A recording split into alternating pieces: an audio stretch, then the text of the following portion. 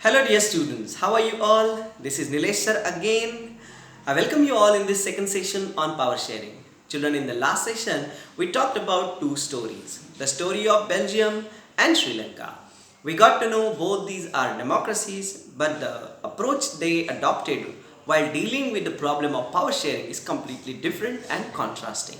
While the people in Belgium realized that the unity of the country can only be maintained by respecting the feelings and interests of different communities and regions. So they could work out an arrangement which was mutually acceptable. But the people in Sri Lanka adopted a contrasting approach.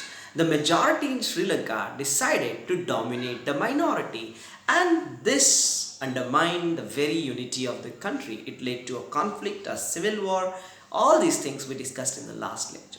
Children, this brings us to a very important question. The question is, why is power sharing desirable?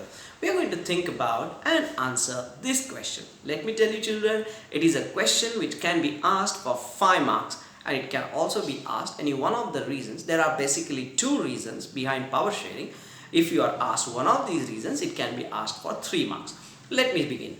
Children, the first reason behind power sharing is power sharing helps to reduce social conflict. It helps to reduce the possibility of social conflict. Children, let me tell you, social conflict between the groups, social groups can lead to violence, and often it leads to political instability.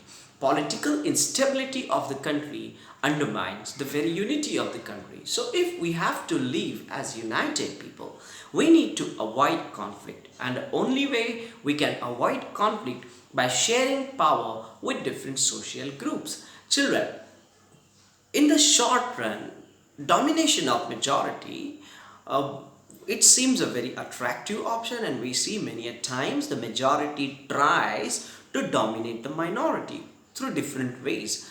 But let me tell you, the tyranny of majority is not just harmful, oppressive for the minority. It in the long run, you may say, it threatens, it spoils, it you may say ruins the majority as well. Children, remember what Martin Luther King said. He was the president of America. You might have heard his name. He said, injustice anywhere is a threat to justice everywhere.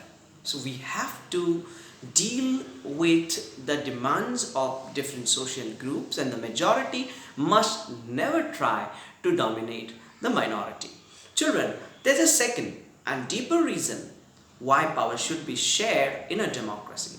Children, because it is the very spirit of democracy.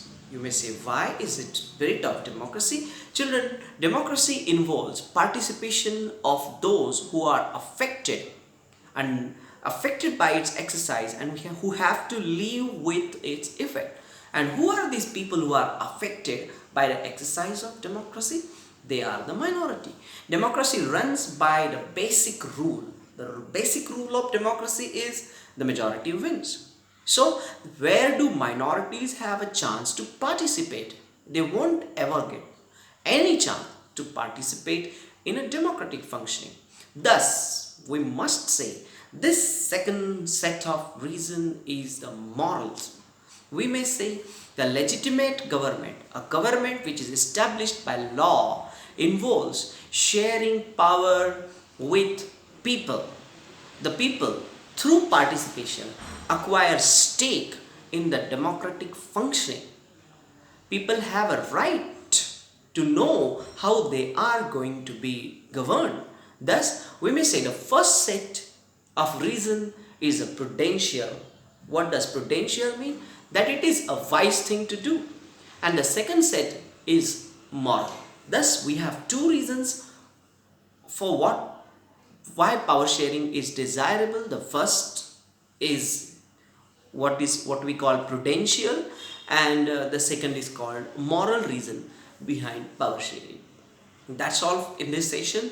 In the next session, I'm going to discuss different forms of power sharing. Children, if you have any doubts on this, you may ask me. Feel free to ask your doubts. Thank you.